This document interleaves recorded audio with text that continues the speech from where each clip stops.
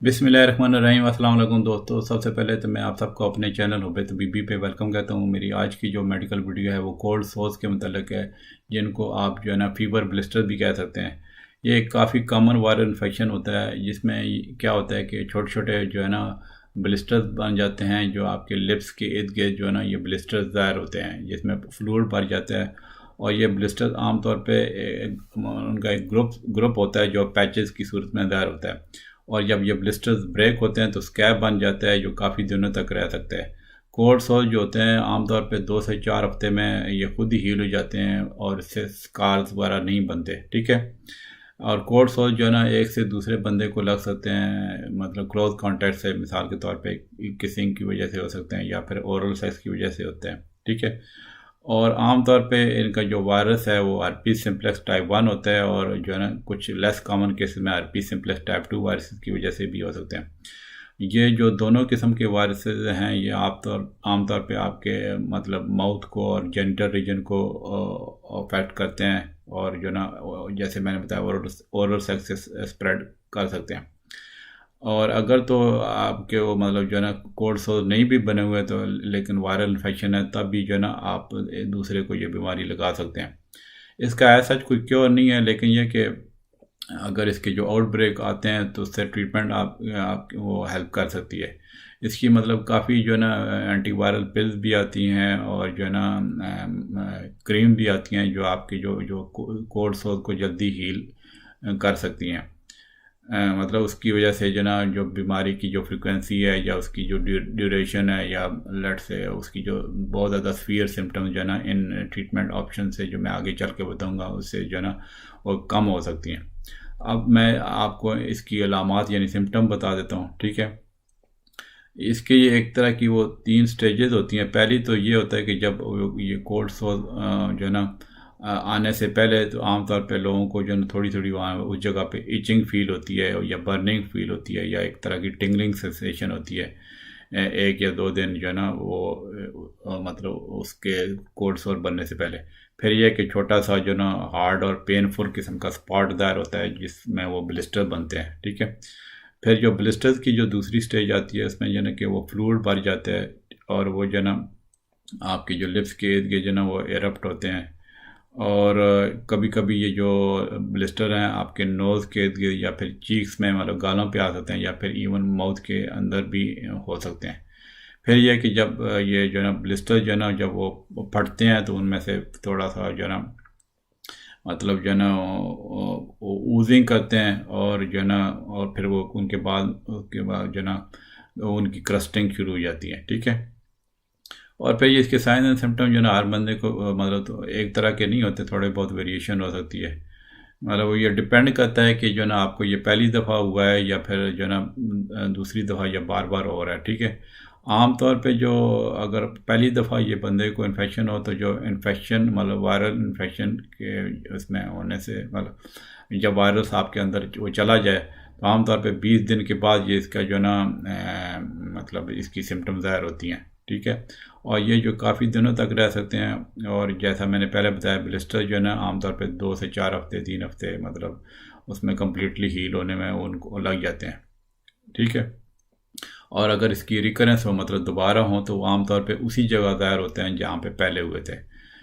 और अगर तो पहली बार ये आपको ये बीमारी हुई है तो जो है ना उसके साथ साथ कुछ और अलामात भी हो सकती हैं, जैसे मिसाल के तौर पे बुखार हो सकता है, आपके मसूड़ों में दर्द हो सकता है, गला ख़राब होता है, सर दर्द हो सकता है, पट्ठों में दर्द हो सकता है, या फिर आपकी जो इर्द गिर्द जो आपकी लिम्फ नोड्स हैं नेक की वो मतलब उसमें सूजन आ सकती है।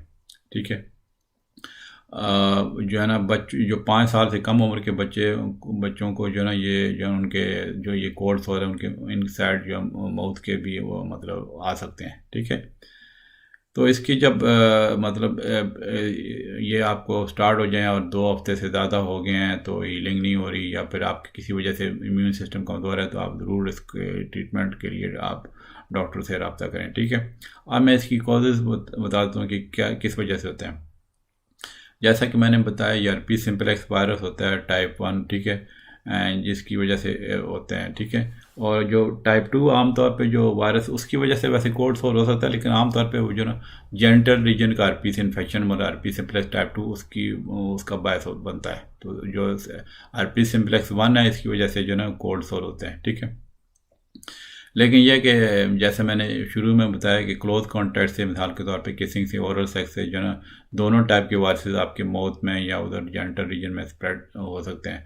जैसे मिसाल फिर अब यह कि अगर आप एक दूसरे की पर्सनल आइटम शेयर करें, जैसे जो ना रेजर वगैरह, या एक दूसरे के टावल शेयर करें, तो फिर भी ये एक से दूसरे में वायरस स्प्रेड हो सकता है।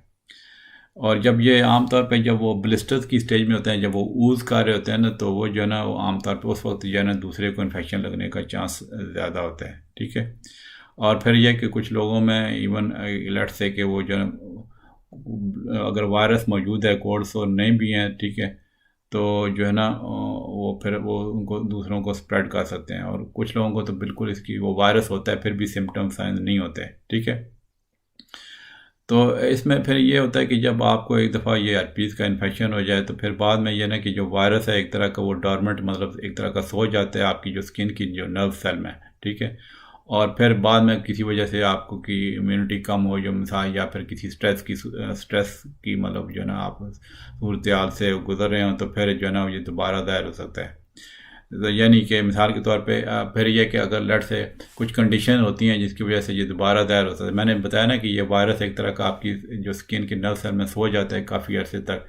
तो ये लट से कि कोई आपकी बॉडी को और बीमारियां लगी हैं, तो ये फिर से ये कोल्ड सोर दायर हो सकता है। मिसाल के तौर पे आपको कोई और वायरल इन्फेक्शन हो या बुखार हो जाए, ठीक है, या आपके जो ना हार्मोनल चेंजेस आ रही हैं आपकी बॉडी में, ठीक है, ख़ासतौर पर ख़वातीन में जो ना अगर कोई मेंस्ट्रुएशन से रिलेटेड कोई हार्मोनल चेंजेस आ रही हैं, या फिर आपकी किसी वजह से परेशान है, कोई स्ट्रेस का शिकार है, तो फिर भी ये जो कोल्ड सोर आ सकते हैं। या बहुत ज़्यादा आपको फटीक है, या फिर यानी कुछ लोगों को बहुत ज़्यादा मतलब सनलाइट से एक्सपोजर से या विंड से भी इवन वो हो जाते हैं, या कोई किसी वजह से आपकी इम्यून सिस्टम में चेंज आ जाए, या आपकी स्किन को इंजरी हो जाए, तो फिर भी ये जो ना ये मतलब जो ना ज़ाहिर हो सकते हैं दोबारा से, ठीक है।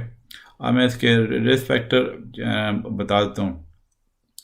ये इसमें यह कि हर बंदे को इसका रिस्क हो सकता है, और लेकिन यह कि जिन लोगों को ख़ास तौर पे जिनकी जो इम्यूनिटी कमज़ोर है किसी वजह से, उनको ज़्यादा इसकी मतलब एक तरह का ये ख़तरा होता है।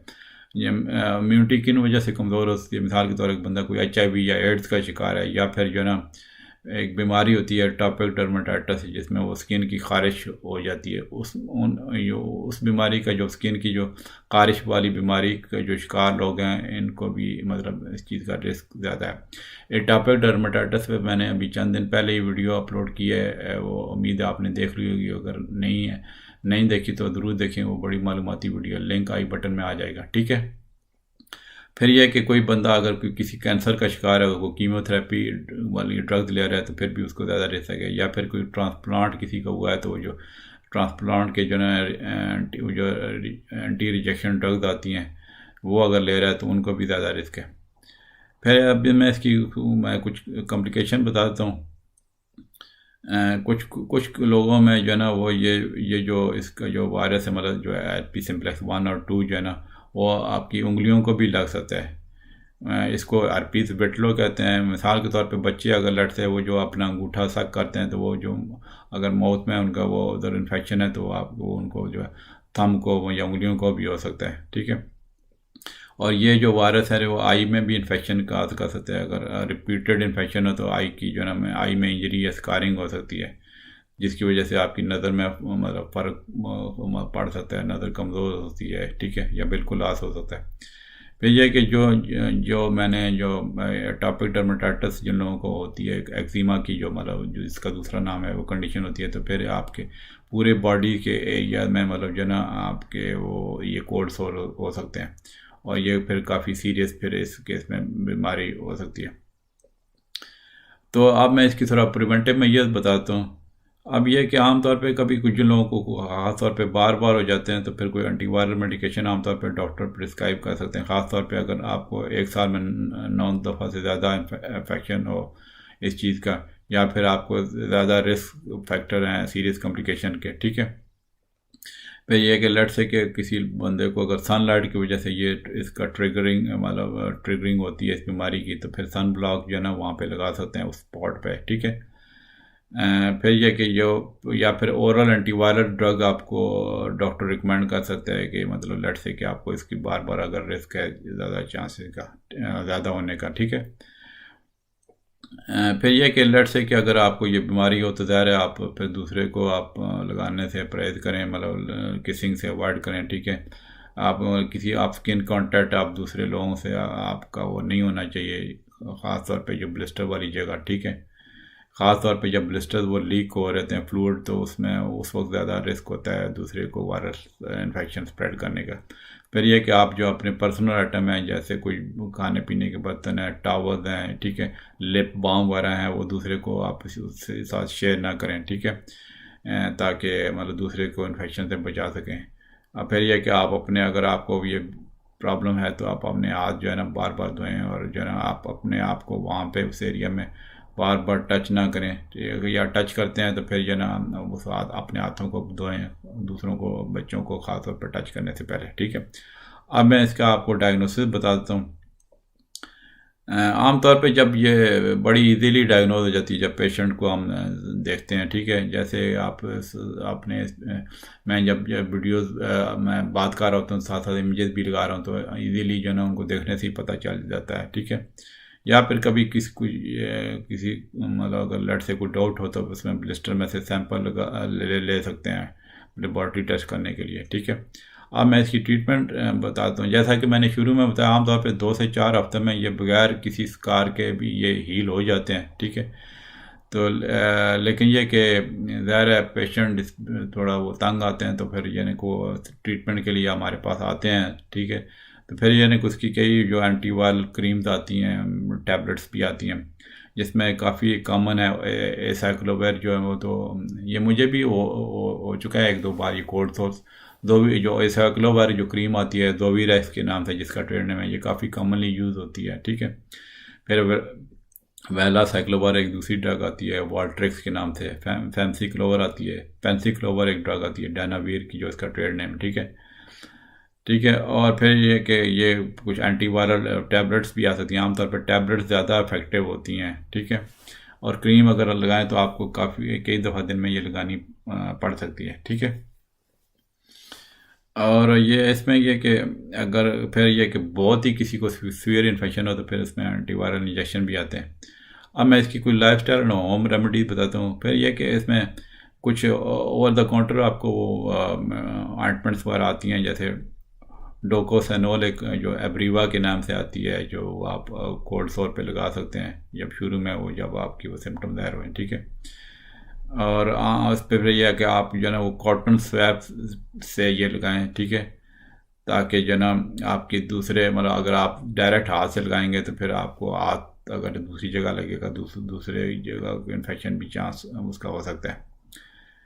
फिर यह कि और भी काफ़ी वो जो उसमें ऑइंटमेंट्स वगैरह क्रीम्स आती हैं, जिसमें ड्राइंग एजेंट्स मतलब ड्राइंग एजेंट्स जो है ना जिसमें alcoholic agents alcohol based medicine होती हैं, तो वो जो है ना वो स्पीड अप कर सकती हैं हीलिंग को।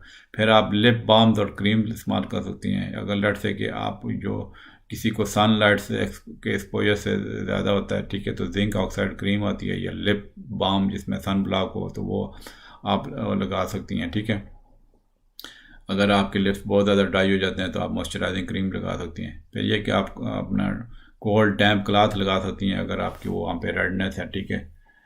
और मतलब जो ना मतलब कोल्ड कंप्रेस जो होते हैं आती हैं, ठीक है।